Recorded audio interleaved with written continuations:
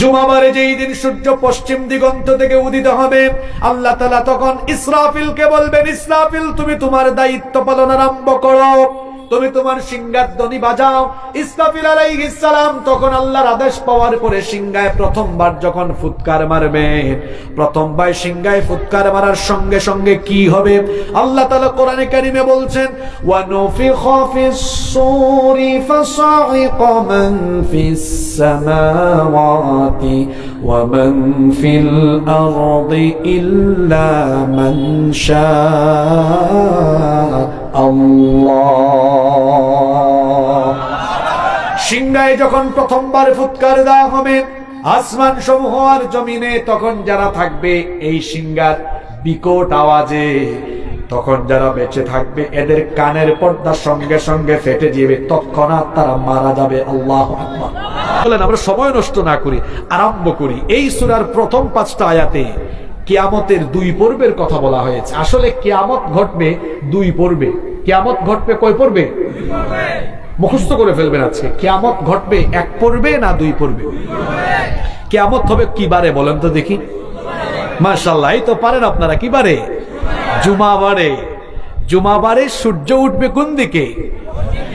যেদিন কিয়ামত অনুষ্ঠিত হবে সেই দিন সূর্য পূর্ব দিকে উঠবে না, সেই দিন সূর্য পশ্চিম দিকে উঠবে। পশ্চিম দিকে যখন সূর্য উঠবে জুমার দিনে কিয়ামত অনুষ্ঠিত হবে। আর কিয়ামত 1 পর্বে অনুষ্ঠিত হবে না, কিয়ামত অনুষ্ঠিত হবে কয় পর্বে?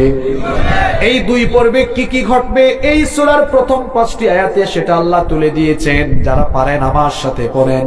আল্লাহ তাআলা বলছেন, ইদাস সামাউন ফাতারাত ওয়া ইদাল কাওয়াকিবুন তাসারাত ওয়া ইদাল বিহারু ফুজ্জিরাত ওয়া ইদাল কুবুরু বু'থিরাত আলিমাত নাফসুম মা قدمت وأخرت। আল্লাহু আকবার। প্রথম 5 আয়াত আমরা আলোচনা করেছি। এই 5 আয়াতের মধ্যে প্রথম 3 আয়াতে প্রথম পর্বের কথা বলা হয়েছে। প্রথম কয় আয়াত? 3 আয়াতে। কোন পর্ব? প্রথম পর্ব। কিয়ামতের এই 2 পর্ব উদ্বোধন করার জন্য আল্লাহ তাআলা একজন বিশেষ ফেরেশতা বানিয়েছেন। সেই ফেরেশতার নাম হলো ইসরাফিল। বলেন তো দেখি, কিয়ামতের ঘটনা ঘটানোর জন্য আল্লাহ যে ফেরেশতা বানিয়েছেন সেই ফেরেশতার নাম কি? ইসরাফিল। ওই ফেরেশতার দায়িত্ব হলো সিংহার ধ্বনি, সিংহায় ফুৎকার দেওয়া। ওই ফেরেশতাকে বানানোর পর থেকে সেই ফেরেশতা তার মুখের সামনে বিশেষ সেই সিংহা নিয়ে অপলক নয়নে আরশে আজিমের দিকে অপলক নয়নে তাকানোর পাশাপাশি কান পেতে আছেন কখন আল্লাহর তরফ থেকে আদেশ আসবে। জুমাবারে যেই দিন সূর্য পশ্চিম দিগন্ত থেকে উদিত হবে, আল্লাহ তাআলা তখন ইসরাফিলকে বলবেন, ইসরাফিল তুমি তোমার দায়িত্ব পালন আরম্ভ করো, তুমি তোমার সিংহার ধ্বনি বাজাও। ইসরাফিল আলাইহিস সালাম তখন আল্লাহর আদেশ পাওয়ার পরে সিংহায় প্রথমবার যখন ফুৎকার মারবে, প্রথমবার সিংহায় ফুৎকার মারার সঙ্গে সঙ্গে কি হবে? আল্লাহ তাআলা কোরআনে কারিমে বলছেন, ওয়া নুফিখা ফিস সূরি ফাসাইকা মান ফিস সামাওয়াতি ওয়া মান ফিল আরদি ইল্লা মান শাআ আল্লাহ। সিংহায় যখন প্রথমবার ফুৎকার দেওয়া হবে, আসমান সমূহ আর জমিনে তখন যারা থাকবে এই সিংহার বিকট আওয়াজে, তখন যারা বেঁচে থাকবে এদের কানের পর্দা সঙ্গে সঙ্গে ফেটে যাবে, তৎক্ষণাৎ তারা মারা যাবে। আল্লাহু আকবার। আব্বাজানরা এদিকে তাকান, বাবা বুঝেন কথাগুলো। এখানে মনে করেন একটা বিকট আওয়াজ হলো, বিকট আওয়াজ। এই আওয়াজে কি আপনার কানের পর্দা ফাটবে? কিন্তু ইসরাফিল যখনই সিংহা বাজাবে, প্রথম সিংহার ধ্বনিতে কানের পর্দা ফেটে গিয়ে সাথে সাথে মানুষ বেহুশ হয়ে ওখানেই মারা যাবে। আল্লাহু আকবার বলেন, আল্লাহু আকবার। অবস্থা কি খুব স্বাভাবিক না অস্বাভাবিক?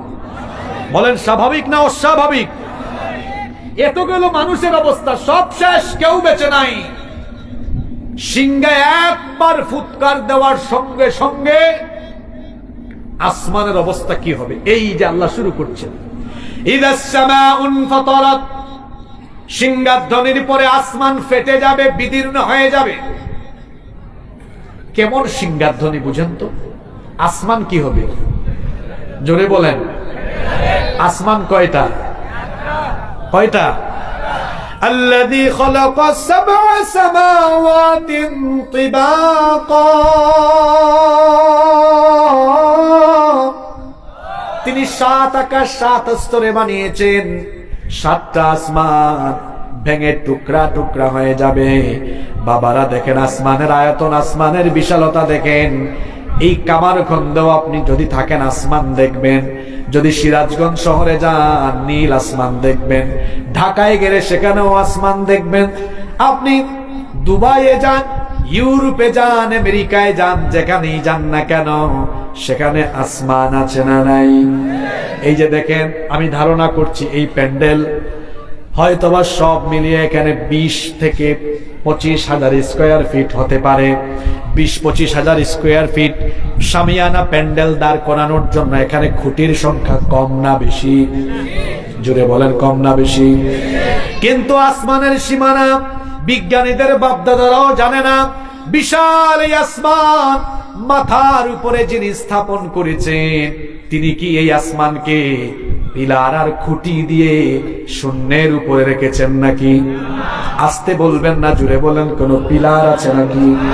কোরআনুল কারীমের 13 নম্বর সূরা সূরাতুর রা'দের 2 নম্বর আয়াতে আল্লাহ তাআলা বলছেন, আল্লাহুল্লাযী রাফা'আস সামাওয়াতি বিগাইরি আমাদিন তারাউনাহা সুম্মা ইসতাওয়া আলাল আরশ। তোমাদের মাথার উপরে সুবিশাল সুবিস্তৃত এই আসমানকে পিলার ছাড়া, খুঁটি ছাড়া যিনি তোমাদের মাথার উপরে বিশাল আয়তনের এই আসমানকে ঝুলিয়ে রেখেছে, গলার আওয়াজ বড় করে সবাই বলেন, তিনি কে? কোন পিলার আছে? আপনার কি মনে হয় এটা আল্লাহ এমনি এমনি স্থাপন করেছে? নো, একটা কারণ আছে না নাই? আপনার বাড়িতে টিন আছে, ছাদ আছে, কেন দিয়েছেন? যাতে শীতকালে কুয়াশা না পড়ে, বর্ষাকালে বৃষ্টি না পড়ে, গ্রীষ্মকালে যেন রোদের তাপ না লাগে। এই আসমান এটা আল্লাহ এমনি এমনি বানান নাই। The sky has been built as a roof for the protection of the earth. এটাকে আল্লাহ তাআলা এই পৃথিবীবাসীর সুরক্ষার জন্য একটা সুরক্ষিত ছাদ বানিয়ে দিয়েছেন। এজন্য রব্বুল আলামিন কোরআনুল কারীমের 21 নম্বর সূরা সূরাতুল আম্বিয়া এর 32 নম্বর আয়াতে বলছেন, وَجَعَلْنَا السَّمَاءَ سَقْفًا مَحْفُوظًا وَهُمْ عَنْ آيَاتِهَا مُعْرِضُونَ। আর তোমাদের মাথার উপরে এই সুবিস্তৃত আসমানকে আমি সুরক্ষিত ছাদ বানিয়েছি। এটা সুরক্ষিত ছাদ কেন? এটা যদি না থাকতো, বিজ্ঞান বিভাগে যারা পড়াশোনা করেন তারা জানেন মহাশূন্যে অসংখ্য উল্কাপিণ্ড আছে। কোন একটা উল্কা যদি কোনো কারণে পৃথিবীতে একবার পড়ে যেতে পারত, মানুষ তো দূরের কথা, জিন, পশুকুল, প্রাণীকুল, উদ্ভিদকুল, গাছপালা, নদ নদী যা আছে সবকিছু একেবারে জলে পুড়ে ভস্মীভূত হয়ে যেত। উল্কাপিণ্ড যেন মহাশূন্য থেকে এদিকে আসতে না পারে, এজন্য আল্লাহ আসমানের মধ্যে বায়ুমণ্ডলীয় স্তর সৃষ্টি করে রেখেছেন যাতে করে উল্কাগুলো সরাসরি আসতে না পারে। আবার অন্যদিকে দেখেন, এই যে সূর্য, এই সূর্যকে আমরা অনেক ছোট দেখি, কিন্তু এই সূর্য হলো পৃথিবী থেকে 15 কোটি কিলোমিটার দূরে অবস্থিত। আল্লাহু আকবার। সূর্যের আলো সেখান থেকে পৃথিবীতে আসতে সময় নেয় 8 মিনিট 10 সেকেন্ড। এই যে প্যান্ডেলের মধ্যে এতগুলো লাইট লাগালো, মনে করেন এই যে এখানে এতগুলো লাইট পেঁচায় দিয়েছে, আমি ধারণা করলাম, মনে করলাম একটা যদি 100 করে হয়, যদি এখানে 20টা হয় তাইলে আমি ধরলাম 2000 ইউনিট। কিন্তু সূর্য আমাদের থেকে 15 কিলোমিটার দূরে, এটাকে আল্লাহ কি পরিমাণ টেম্পারেচার দিয়েছেন শোনেন। বিজ্ঞানীরা গবেষণা করে বলছেন যে সূর্যকে আল্লাহ তাআলা 1,40,00,000 সেন্টিগ্রেড তাপমাত্রা দিয়েছেন। সুবহানাল্লাহ, কইতে ইচ্ছে করে না গো।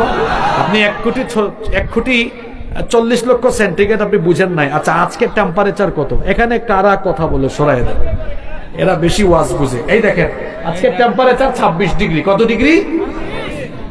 সূর্যের কাছে আছে কত? 1,40,00,000 সেন্টিগ্রেড। আসছে কত এখানে? 26। গরমের কালে 40-42 যদি হয়, ইউরোপ এই আপনার মিডল ইস্টে 51, 52, 56 যায়, কিন্তু আসে কত? 1 কোটির উপরে। 52, 56 হলে এসির ভিতরে চলে যায়। এটা যদি ফুল হিট দিত তাইলে কেউ থাকতে পারতো? আপনি কি কখনো চিন্তা করেছেন কেন এটার ফুল হিটিং আসে না? আজকের বিজ্ঞান গবেষণা করে দেখেছে আল্লাহ তাআলা ওই যে আসমানে অবস্থিত অনেকগুলো ফিল্টার স্থাপন করে আলোকে বাধাপ্রাপ্ত করার ব্যবস্থা করে দিয়েছেন। সেখানে আল্লাহ তাআলা অনেকগুলো বায়ুমণ্ডলীয় স্তর সৃষ্টি করে রেখেছেন। আজকের বিজ্ঞান গবেষণা করে সেগুলো পেয়েছে। সেখানে ট্রাপোস্ফিয়ার, স্ট্রাটোস্ফিয়ার, ম্যাগনেটোস্ফিয়ার, আইনোস্ফিয়ার, এক্সোস্ফিয়ার, এ ধরনের অনেকগুলো স্তর আছে। আমি যদি সহজ বাংলায় বোঝাতে যাই, ফিল্টার বুঝেন তো আপনারা? পানিতে আর্সেনিক আছে, বিশুদ্ধ পানি না। দেখবেন বাজারে 5 স্তরের, 6-7 স্তরের ফিল্টার পাওয়া যায়। এই 6-7 স্তরে ফিল্টারিং হয়ে পানি পিউরিফাই হয়, বিশুদ্ধ পানি বের হয়। আল্লাহ ওই মহাশূন্যে অনেকগুলো ফিল্টার স্থাপন করে রেখেছেন। সূর্যের আলো সরাসরি দুনিয়ায় আসে না, ওখানে এসে বাধা খায়। বাধা খাওয়ার পরে ওই ফিল্টারগুলোতে ফিল্টারিং হয়ে হয়ে হয়ে হয়ে হয়ে হয়ে হয়ে হয়ে যেটুকু আলো দুনিয়ায় আসলে আল্লাহর বান্দারা বেঁচে থাকবে, ততটুকু আলো আল্লাহ দুনিয়াতে পাঠান। এই রহমতটা কার? জোরে বলেন, রহমতটা কার? তাহলে আসমান মাথার উপরে কি এমনি এমনি আছে না এটা সুরক্ষিত ছাদ?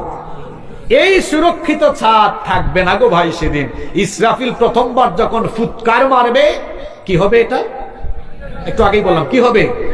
চিন্তা করেছেন? ফেটে যাবে। এখন আসমান তো একটা না, কয়টা? একটার উপর আর একটা এভাবে পড়বে। এই যে দেখেন, একটার উপরে আরেকটা এভাবে পড়বে। আল্লাহ কোরআনে কারিমে বলছেন, ইয়াউমা নাতমিস সামাআ কাতাইয়িস সিজিল্লি লিল কুতুব। একটা কিতাব পড়ার পরে যেমন তার পৃষ্ঠাগুলোকে গুটিয়ে ফেলা হয়, ইসরাফিলের সিংহার ফুৎকারের পরে আল্লাহ আসমানগুলোকে একটার উপর একটা ঠাস ঠাস করে ফেলে দিয়ে সেগুলোকে আল্লাহ গুটায় ফেলবেন। সবগুলা আসমান শেষ। আল্লাহু আকবার।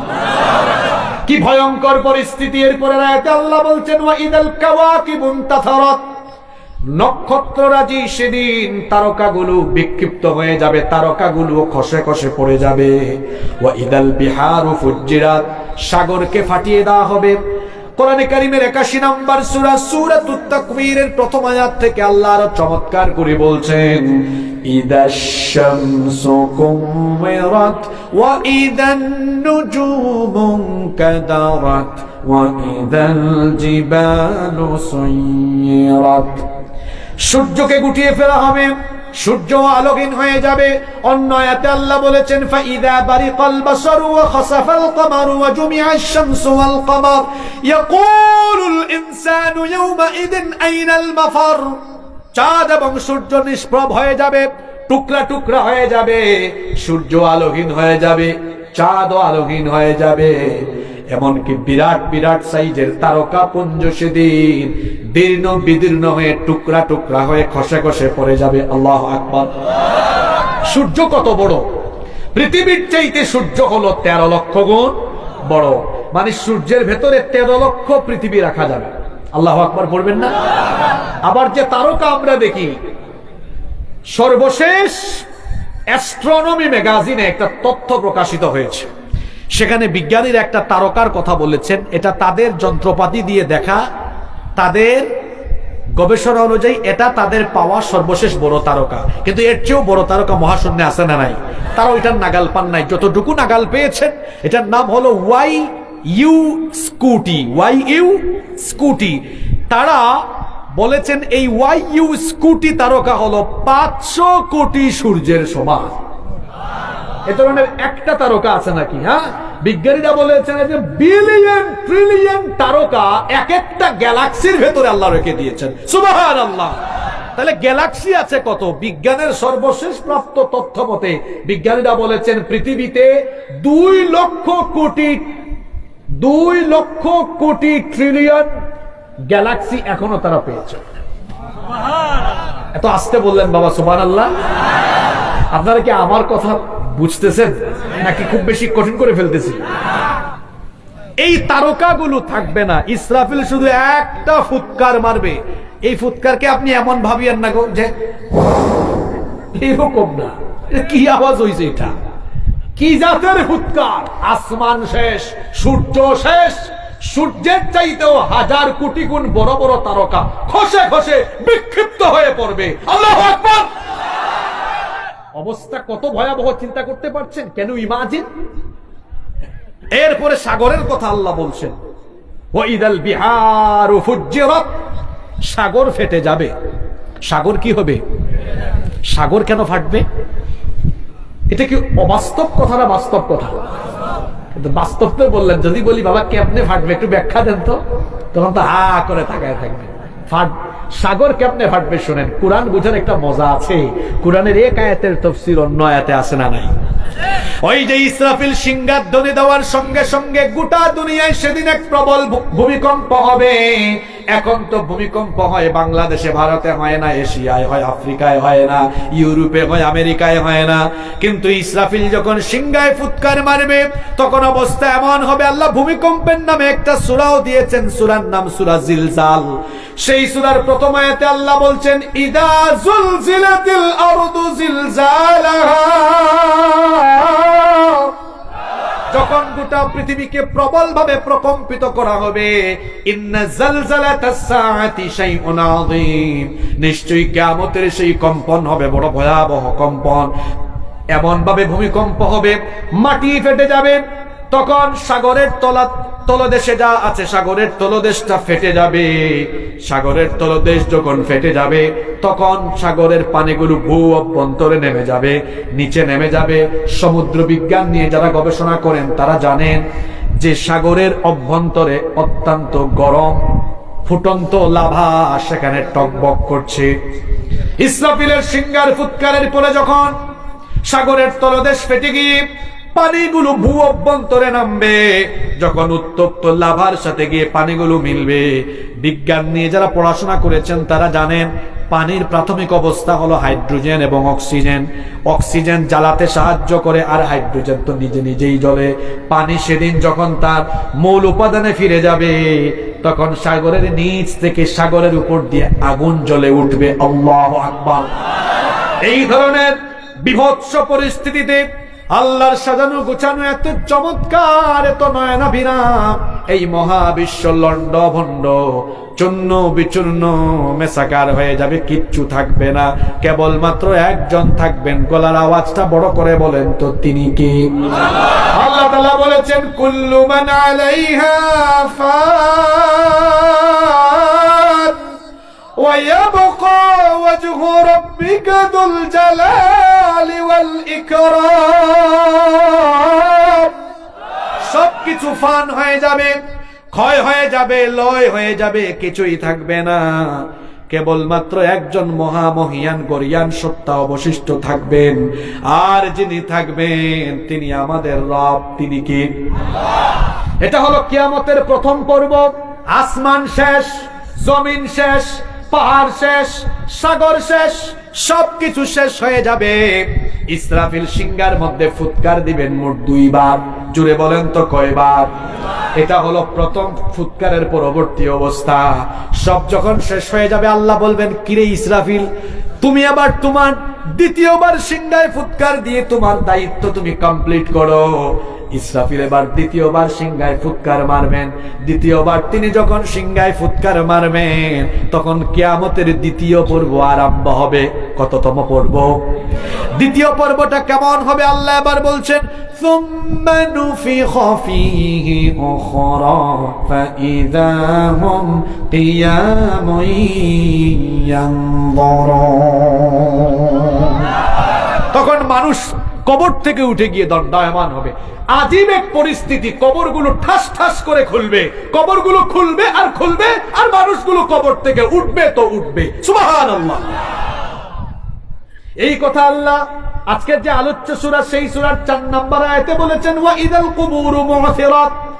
আর কবরগুলোকে খুলে দেওয়া হবে, কবরগুলোকে উন্মোচিত করে দেওয়া হবে।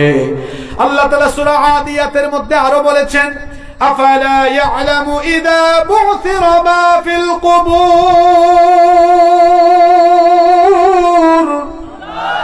মানুষ কি ওই সময়টার কথা জানে না যখন কবরকে খুলে দেওয়া হবে, কবরগুলো খুলবে, কবরগুলো উন্মোচিত হবে, কবর থেকে আপনি উঠবেন।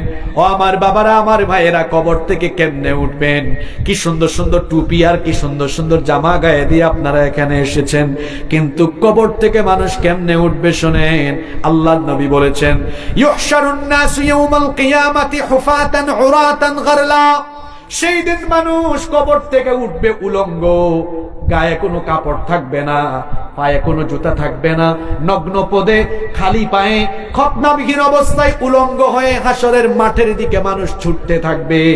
আম্মা জান আয়েশা রাদিয়াল্লাহু আনহা তখন বললেন, ওগো আল্লাহর নবী, আয়েশা যদি, আপনার আয়েশা, আপনার বিবি আয়েশা যদি এই রকম কবর থেকে উলঙ্গ হয়ে উঠে আর হাসরের মাঠে যদি এভাবে যায়, তাহলে আমার কি লজ্জা লাগবে না? আমার কি শরম লাগবে না? কারণ গায়ে তো কাপড় চোপড় নাই। আল্লাহর নবী তখন বললেন, আমার বিবি আয়েশা শোনো, সেই দিনটা এত বিভৎস হবে, এত কঠিন হবে, আকাশের সূর্যটা সেদিন মাথার নিকটে চলে আসবে, মাথার চান্দি ফেটে মগজ বের হয়ে উতরে উতরে মগজ গলে গলে গলে গলে বেয়ে বেয়ে পড়বে, পিপাসার যন্ত্রণায় কাতর হয়ে মানুষের জিহ্বাটা বের হয়ে কুকুরের মতো নাভিস্থল পর্যন্ত ঝুলে থাকবে, মানুষ ঘামের মধ্যে সাঁতার কাটবে, বিচারের ভয়ে হাসরের মাঠে আল্লাহর সামনে দাঁড়ানোর ভয়ে মানুষগুলো সেই দিন যে নিচের দিকে তাকাবে, একবারও উপরের দিকে মাথা তোলার সাহস করতে পারবে না। আল্লাহু আকবার। ভয়াবহ পরিস্থিতি। ওয়া ইদাল কুবুরু বু'থিরাত। কবরকে উন্মোচিত করে দেওয়া হবে। কবর থেকে উঠে মানুষ ময়দানে মাহশার, হাসরের মাঠে যাবে। এরপরে কি হবে? আল্লাহ বলছেন, আলিমাত নাফসুম মা কদ্দামাত ওয়া আখারাত। মানুষ তার আগের পরের সবকিছু জানতে পারবে। দুনিয়াতে সে যা কিছু করেছে সবকিছু সেদিন, সবকিছুর হিসাব সেদিন না হবে। যত কিছু করেছে সবকিছু তার সামনে হাজির করা হবে। সেই দিন বিচার করবেন কি? আসতে বলবেন না, জোরে বলেন, বিচার করবেন কি? ও আমার যুবক ভাইয়েরা, আমি তো আজকে এই কামারখন্দ দিয়ে ঢোকার সময় দেখলাম রাস্তাঘাটে বসে বসে কয়েকজন বিড়ি খায়, সিগারেট খায়। আমার নিজের চোখে আমি দেখলাম এই যৌবন আর তারুণ্য কি দেওয়া হয়েছে বিড়ি সিগারেট খাওয়ার জন্য নাকি? আসতে বলবেন না, জোরে বলেন, বিড়ি সিগারেট খাওয়ার জন্য নাকি? ইবনে মাসউদ রাদিয়াল্লাহু আনহু হাদিস বর্ণনা করেছেন, এটা তিরমিজি শরীফের হাদিস। আল্লাহর নবী বলেছেন, লা তাজুলু কদামা ইবনি আদম মিন ইনদি রাব্বিহি হাত্তা ইউসআলা আন খামসিন। কিয়ামতের দিন 5 প্রশ্নের জবাব না দিয়ে কেউ তার কদম নড়াতে পারবে না। এখন যে আপনি নড়াচড়া করতে পারেন, নড়তেও পারবেন না, কয়টা প্রশ্নের জবাব না দিয়ে?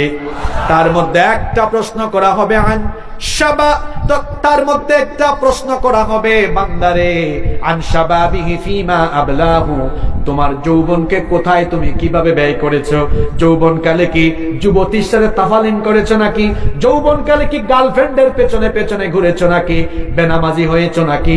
যৌবনকালে তুমি কি তোমার যৌবন আর তারুণ্য বিড়ি সিগারেট আর মাদকের পেছনে দিয়েছো নাকি? গোটা যৌবনের হিসাব যার কাছে দেওয়া লাগবে, জুড়ে বলেন তিনি কি? আরো জুড়ে বলেন তিনি কি? যৌবনের হিসাব, জীবনের হিসাব, এই যে 5টা প্রশ্ন সবগুলা শোনায় ফেলি। 1 নম্বরে আন উমরিহি ফিমা আফনাহু, জীবনের হিসাব দেওয়া লাগবে, কিভাবে জীবন কাটালেন। আন শাবাবিহি ফিমা আবলাহু, যৌবনের হিসাব দিতে হবে, যৌবন কিভাবে কাটালেন। মালুহু মিন আইনা কাসাবাহু, মাল সম্পদ কিভাবে উপার্জন করলেন। ওয়া ফিমা আনফাকাহু, কোথায় তা খরচ করলেন। ওয়া মাযা আমিলা ফিমা আলিমা, যতটুকু জেনেছেন ততটুকু আমল করেছেন কিনা। এই সবগুলো প্রশ্নের জবাব যার সামনে দিতে হবে তিনি কে? আরো জোরে বলেন তিনি কে? সেই আল্লাহ বলছেন, তোমাকে যে দুনিয়ায় পাঠালাম তোমার সময় নষ্ট করার জন্য, আমার সম্পর্কে গাফেল হওয়ার জন্য তো দুনিয়ায় তোমাকে পাঠাই নাই।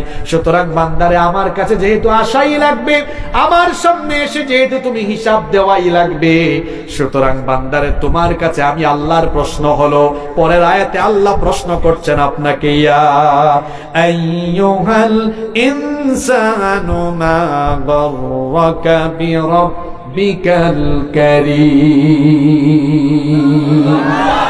আল্লাহ কোশ্চেন করছেন, সওয়াল করছেন আপনার কাছে। কার কাছে বলেন না? কার কাছে? আপনার কাছে। কি কোশ্চেন করছেন? তুমি তো আমার কাছে আসবে, কই যাবা তুমি, কোথায় যাবা তুমি বলো?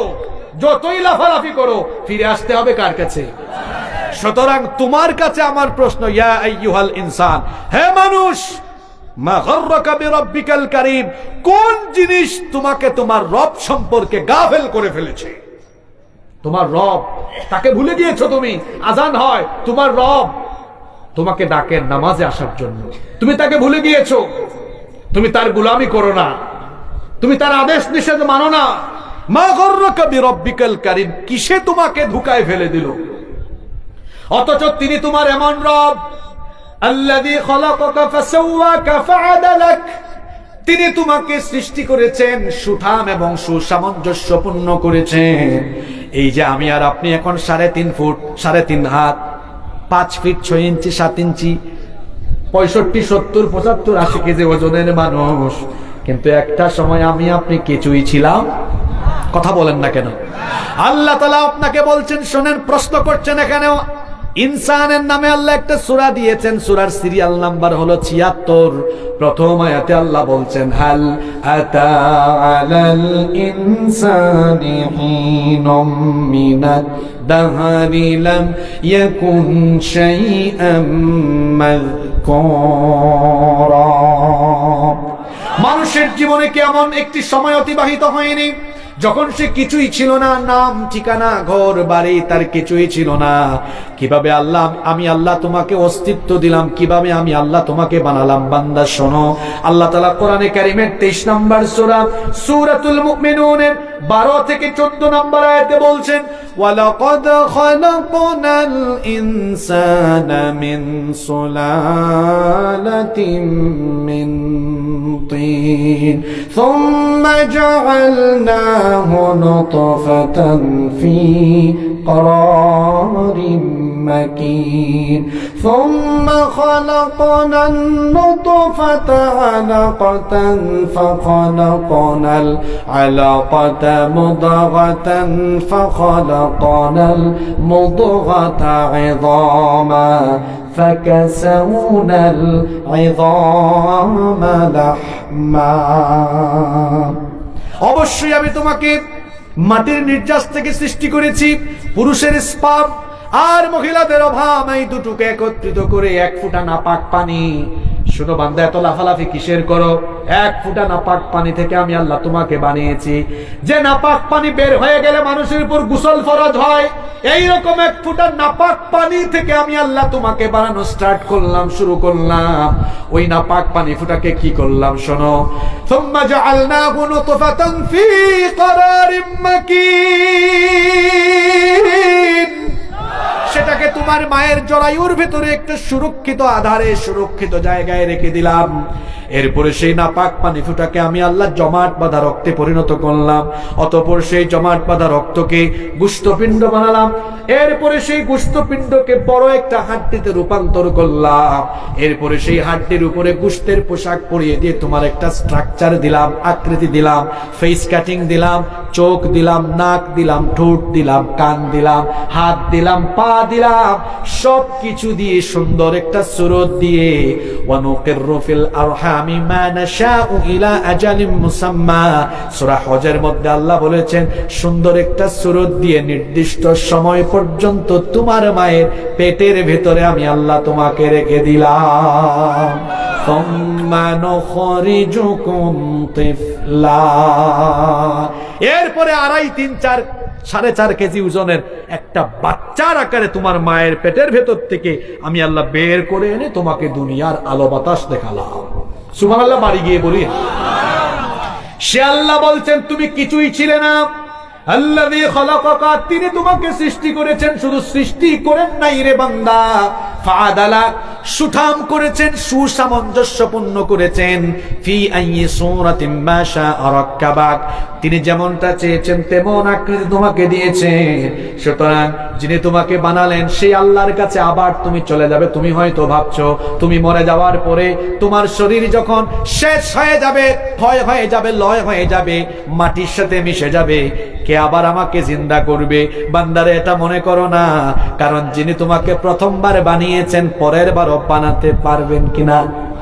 আসতে বললেন কেন? পারবেন কিনা? হ্যাঁ, আমার হাতে এটা কি বলেন? এটা কি গো বলেন? কি এটা? মোবাইল। মোবাইলের মিস্ত্রিকে এই এলাকায় কি বলে? মিকার বলে নাকি? মেকার বলে না? এটা নষ্ট হয়ে গেল ফোন, আপনি কামার খন্দে গেলেন, বলেন ভাই দেখেন তো কি হয়েছে। এরপরে মিস্ত্রি এটা খুলে ফেললো, খোলার পরে সবগুলা পার্ট আলাদা আলাদা রাখলো। আপনি দেখলে মাথা হ্যান্ড করে, আরে এত কিছু খুলে ফেলেছে, ফিটিং দিতে পারবে কিনা? দেখবেন 10-15 মিনিট পরে আবার সব ফিটিং দেয়া, বলবে ভাই আপনার মোবাইল আপনি নেন। এই যে একটা মোবাইল পার্টস গুলো আলাদা আলাদা করে আবার জোড়া লাগাই দেয়, তার মাথায় জ্ঞান দিয়েছেন কে? আল্লাহর দেওয়া জ্ঞান দিয়ে মানুষ যদি কোনো কিছু খোলার পরে আবার ফিটিং দিতে পারে, জ্ঞানদাতা আল্লাহ বুঝি আমার আপনার এই মাত্র ছোট্ট 3.5 হাত বডি মরে যাওয়ার পরে একদম পচে গেলে, গলে গেলে, শেষ হয়ে গেলে এই পার্টস গুলো আবার জোড়া লাগাইয়া কিয়ামতের দিন ফিটিং দিয়া আল্লাহ আমাদেরকে তার সামনে হাজির করতে পারবেন না? জোরে বলেন পারবেন। যদি এটা বিশ্বাসই করেন, নামাজ ছাড়েন কেন? মহিলারা আছেন নাকি মাহফিলে? বেপরদা বের হন কেন? এটা যদি বিশ্বাসই করেন তো এত নাফরমানি কেন করেন? এই কথাই তো আল্লাহ বলছেন, ইয়া আইয়ুহাল ইনসানু মা গাররাকা বিরাব্বিকাল কারীম। কোন জিনিস তোমার মহান রব সম্পর্কে তোমাকে গাফেল করে ফেললো, অথচ তিনি সৃষ্টি করেছেন। আবার তার কাছে ফিরে যাওয়া লাগবে কিনা? জোরে বলেন, লাগবে কিনা? অথচ তোমাদের স্বভাব হয়েছে এমন, দুনিয়াতে আসার পরে তোমাদের অবস্থা হয়েছে এমন। কাল্লা বাল তুকাযযিবুনা বিদ্দীন, বিচার দিবসকে তোমরা অনেকে মিথ্যা মনে করো। বিচার দিবস আছে, এটা তোমার ফিলিংস এর ভেতরেও আসে না। এই বান্দা তুমি কি মনে করো তোমাকে দুনিয়ায় এমনি এমনি ছেড়ে দিয়েছে নাকি? বান্দা শোনো, আফা হাসিবতুম আন্নামা খালাকনাকুম আবাসান ওয়া আন্নাকুম ইলাইনা লা তুরজাউন। মানুষ কি মনে করেছে তাকে আমি অযথাই সৃষ্টি করেছি, সে কি আমার কাছে ফিরে আসবে না, এটা কি সে মনে করেছে নাকি? আর দুনিয়ায় আমি তাকে একাকী ছেড়ে দেই নাই। দেখবেন গুরুত্বপূর্ণ ঘর বাড়ি মার্কেট কিংবা গুরুত্বপূর্ণ স্থাপনার মধ্যে সিসিটিভি আছে না নাই? আসতে বলবেন না, জোরে বলেন আছে না নাই? এই মাদ্রাসায় আছে, লাগাই দিয়েন। মোহতামিম সাহেব মাদ্রাসায়ও লাগাই, দরকার আছে, সিসিটিভির দরকার আছে না? চুরি হয়ে যায় তো অনেক সময়, সিসিটিভি থাকলে ভালো না? এই যে সিসিটিভি লাগায়, সিসিটিভি লাগায়া দেখা যায় অনেক দূর থেকে দেখা যায় আপনার স্থাপনায় কি হচ্ছে। এখন সিসিটিভি বানানোর বুদ্ধি মানুষের মাথায় দিলেন কে? সে আল্লাহ বুঝি আমাকে আপনাকে সিসিটিভি ছাড়া দুনিয়ায় দিয়ে দিয়েছেন? আরো জোরে বলেন। আল্লাহ বলছেন এমনটা ভেবো না বান্দা। শোনো, আল্লাহ পরের আয়াতে বলছেন গুনাহ কেমনে করো রে বান্দা, কেমনে তুমি পাপ করো তুমি কি জানো না? ওয়া ইন্না আলাইকুম লাহাফিযিনা কিরামান কাতিবিনা ইয়ালামুনা মা তাফআলুন। ওয়া ইন্না আলাইকুম লাহাফিযিন, আমি তো তোমার সাথে সংরক্ষণকারী তত্ত্বাবধায়ক ফেরেশতা নিয়োগ করে দিয়েছি। কয়জন দিয়েছেন আল্লাহ? জোরে বলেন। রব্বুল আলামিন কোরআনুল কারীমের 50 নম্বর সূরা সূরাতুল কাফের 17 নম্বর আয়াত থেকে বলছেন, ইয ইয়াতালাক্কাল মুতালাক্কিয়ানি আনিল ইয়ামিনি ওয়া আনিশ শিমালি কাঈদ মা ইয়ালফিযু মিন কাওলিন ইল্লা লাদাইহি রাকীবুন আতীদ। ডানে এবং বামে দুজন ফেরেশতা তোমাদের আমল নামা গ্রহণ করে। ডানের ফেরেশতা ভালো ভালো আমল লিখে, বামের ফেরেশতা যত আকাম কুকাম করো সেগুলা লিখে। ও বান্দা, তুমি কি মনে করো তুমি যে রাতের অন্ধকারে নীরবে নিভৃতে কুয়াশাচ্ছন্ন এরিয়ার ভেতরে কি করো? এমন কিন্তু রুমের মধ্যে দরজা বন্ধ করে দিয়ে, যুবক ভাইয়েরা শোনো, রুমের মধ্যে রাতের বেলা দরজাটা বন্ধ করে দিলা, রাতের বেলা দরজাটা বন্ধ করে দিয়া এরপরে গুগল শরীফে গিয়া পর্ন সাইটে ঢুকে পর্ন মুভি দেখলা, ইউটিউবে গিয়া আজে বাজে মুভি দেখলা। বাবাও জানলো না, মাও জানলো না, ভাইও জানলো না, বোনও জানলো না, কিন্তু এই অন্ধকার ঘরের ভেতরে, এই তালা লাগানো ঘরের ভেতরেও দুইজন ফেরেশতা আপনার সাথে নিয়োগ করে দিয়েছেন। কি অন্ধকার রাতে কোথায় কোন আকাম কুকাম করো কেউ জানে না, জানেন কি? জোরে বলেন, কে জানেন? এই আখিরাতের ভয় থাকলে মানুষ আকাম কুকাম করতো? কথা বলছেন না কেন? করতো। আল্লাহ বলছেন, শোনো বান্দা, তোমাকে আমি একাকী ছেড়ে দেই নাই, ওয়া ইন্না আলাইকুম লাহাফিযিন, নিশ্চয়ই আমি তোমাদের সাথে তত্ত্বাবধায়ক ফেরেশতা নিয়োগ করেছি, তাদের নামও আছে। এখন প্রশ্ন হতে পারে, হুজুর তাদের নাম কি? তাদের নাম কি কলিমউদ্দিন না সলিমউদ্দিন, জসিমউদ্দিন না রহিমউদ্দিন? আল্লাহ বলছেন তাদের নাম হলো কিরামান কাতিবিনা ইয়ালামুনা মা তাফআলুন। এদের নাম হলো কিরামান কাতিবিন। এদের নাম কি? কিরামান কাতিবিন। এর বাংলা অর্থ হলো সম্মানিত লেখক। আল্লাহ এদেরকে এত সুন্দর নাম দিয়েছেন, নাম যেমন কামও তেমন। আমার দেশে দেখবেন অনেক মানুষের নামের সাথে কামের কোনো মিল। নাম হইল ফজর আলী, কিন্তু এই বেচারা ফজরের নামাজ পড়ে না, ঘুম থেকে উঠে দুপুর 12টায়। নাম হইল রমজান আলী, রমজান মাসে দুপুর বেলা গাঞ্জা টানে। নাম হইল কুরবান আলী, কিন্তু কুরবানি দেয় না। নাম হলো ইমান আলী, ইমানের কোনো খবর নাই। তার নাম এর সাথে কামের কোনো কি নাই, মিল নাই। দেখবেন মা বাবা নাম রেখেছে ইনসাফ আলী। ইনসাফ আলী কোর্টে বসেছে অথবা সচিবালয়ে বসেছে, দেখা যায় ইনসাফ করে না, কলমের খুঁচায় খুঁচায় বেইনসাফ করে। এমন বেইনসাফ বাংলাদেশে আছে না? না, হ্যাঁ, এমন বেইনসাফি বাংলাদেশে গত 17 বছর ছিল বলেই তো কুরআনের খাদেমদেরকে, ইসলামী আন্দোলনের নেতৃবৃন্দকে অন্যায়ভাবে ফাঁসি দিয়ে নির্মমভাবে হত্যা করা হয়েছে।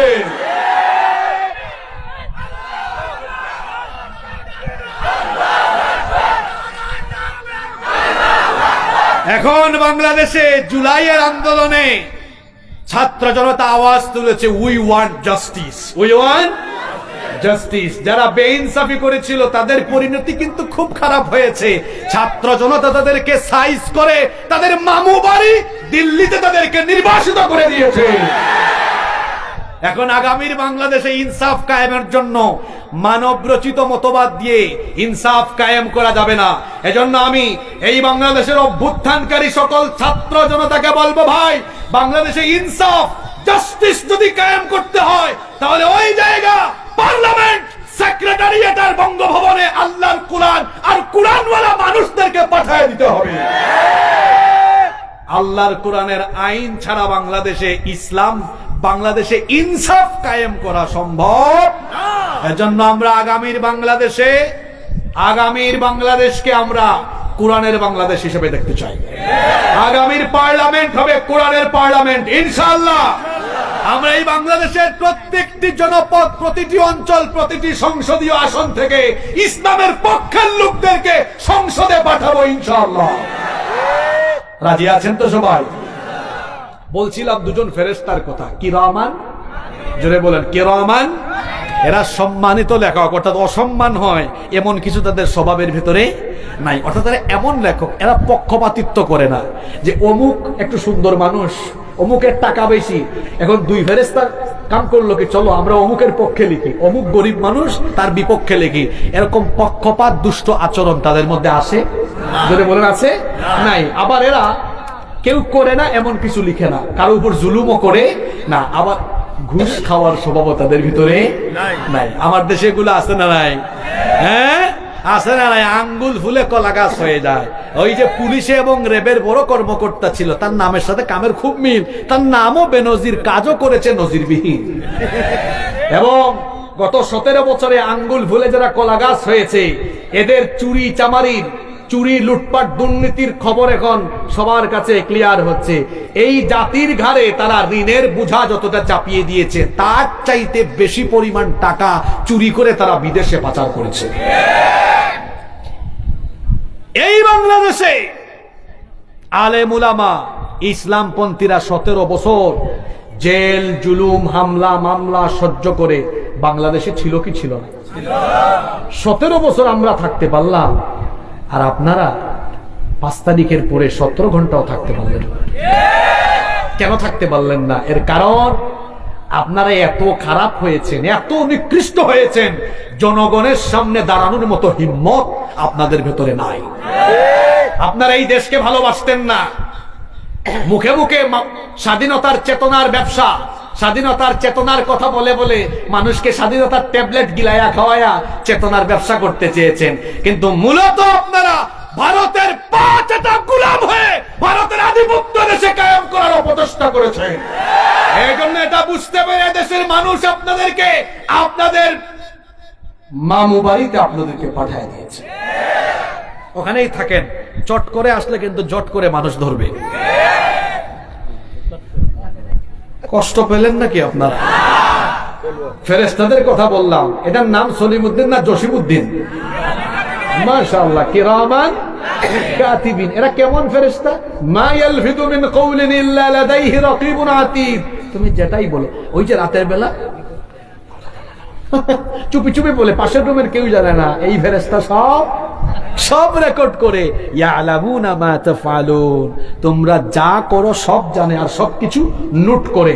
কিয়ামতের দিন আমরা যখন হাজির হব, ওই ফেরেশতাদের রিপোর্ট হাতে হাতে দেওয়া হবে, যেটাকে আমরা বলি আমলনামা। আমরা বলি এই আমলনামা পাওয়ার পরে দেখবে, হায় হায় হায়, আমি তো রাতের বেলা একাকী অন্ধকারে একা একা এমন কাজ করেছি যেটা কেউ জানতো না, এটা এই রিপোর্টে কেমনে আসলো?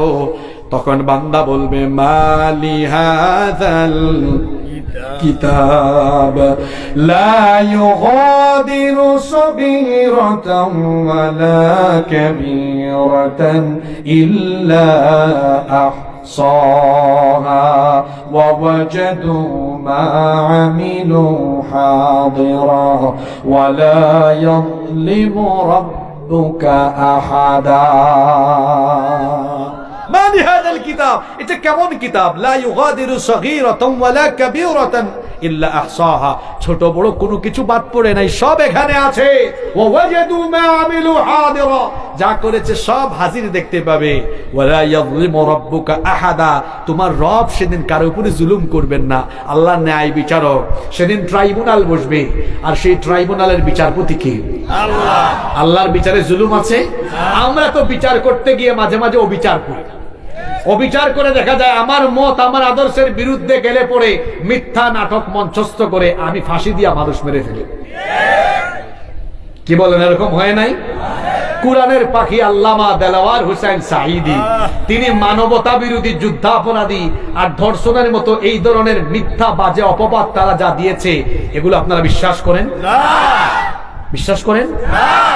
শয়তান বিশ্বাস করে? না।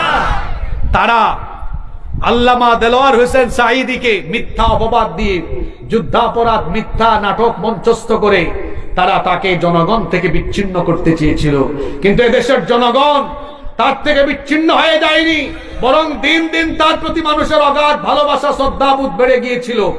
যারা তাকে জনগণ থেকে বিচ্ছিন্ন করতে চেয়েছিল, তারা নিজেরাই জনবিচ্ছিন্ন হয়ে গিয়ে বাংলাদেশ ছেড়ে তাদের দাদা বাবুদের দেশে তারা চলে গিয়েছে। বলছিলাম আল্লাহর বিচারের কথা, সেদিন বিচারক কে? আল্লাহ। জোরে বলেন, বিচারক কে? আল্লাহ। দুনিয়াতে অবিচার করলে, ওই যে একটা হাদিস আছে, ইত্তাকুয যুলম ফাইন্নায যুলমা যুলুমাতুন ইয়াওমাল কিয়ামা, জুলুম থেকে বেঁচে থাকো, কারণ জুলুমের পরিণতি কিয়ামতে বড় অন্ধকার, ভয়াবহ হবে। এমনকি অন্য হাদিসে এসেছে, আল্লাহর নবী বলেছেন জুলুমের শাস্তি দুনিয়া থেকে আরম্ভ হয়। আরম্ভ হয়ে গেছে। কিন্তু এক বিচারপতি বলতো, খুব আমাকে একটু বলতে দেন, খুব কি বলে গৌরবের সাথে বলতো, এই মানিক সোনাকে, এই কালো মানিক সোনাকে ধরা হয়েছে কিন্তু আমার এলাকায় সিলেটে। আর আমাদের সিলেটের মানুষ কিন্তু সাংঘাতিক অতিথি পরায়ণ। কিন্তু কলা পাতায় শুয়ে রেখেছে, তারপর সুযোগ বুঝে ফাটিয়ে দিয়েছে। খুব অতিথি পরায়ণ সিলেটের মানুষ। আহা, ক্ষমতা, মানুষ ক্ষমতা পেয়ে মাঝে মাঝে পাগল হয়ে যায়, দিশেহারা হয়ে যায়, বুঝে না যে ক্ষমতা যতক্ষণ আছে এই পুলিশ হাত দিয়া পাও দিয়া সালাম মারে, স্যালুট মারে, চলে গেলে আবার এরাই হাত পাও দুইটা দিয়া মারে। আপনি ক্ষমতার অপব্যবহার করবেন, আখিরাতের শাস্তির আগে দুনিয়ায়ও কি বললেন শাস্তি আছে না? দেখবেন এক একটারে কিভাবে এখন পুলিশ বান্দা বান্দা উঠায় না? এটা কি দলীয় সরকার? দলীয় সরকারও না, তারপরে তাদের এই অবস্থা। দলীয় সরকার হইলে তবে আমরা বলি যে কারো উপরে জুলুম করা ঠিক না, যে যতটুকু করবে সে বিচারের আলোকে তার প্রাপ্য পাক, এতে কোনো অসুবিধা নাই। কিন্তু দেখেন বেজ্জতি কারে কয়, তারা গত 17 বছরে আলেম উলামাদের হাতের মধ্যে হাত করা লাগিয়েছে, দড়ি লাগিয়ে, গরুর দড়ি লাগিয়ে তারা আদালতে তুলেছে। আজ আল্লাহ একই রকমের পরিস্থিতিতে তাদেরকে ফেলেছেন। বরং আলেম ওলামাদেরকে আদালতে তোলা হলে মানুষ দেখলে কাঁদতো, মহিলারা কান্না করতো, পেলে সালাম দিত আর দোয়া করতো, বলতো আরে হুজুর আপনাদেরকে এরা এত জুলুম করে। আর এদেরকে পাইলে পাবলিক সুযোগ বলে স্যান্ডেলটা খুললা চিন্তা করে বেশি দামি না কম দামি, কম দামি সিরা হইলে মারে, নইলে পচা ডিম মারে, ভালো ডিমও মারে। এই অপমান, এই জিল্লতি, এই বেজ্জতি এদের তরফ থেকে, এদের উপরে এসেছে কার তরফ থেকে? আল্লাহ। বলছিলাম আল্লাহর বিচারের কথা। আল্লাহর বিচার আছে না নাই?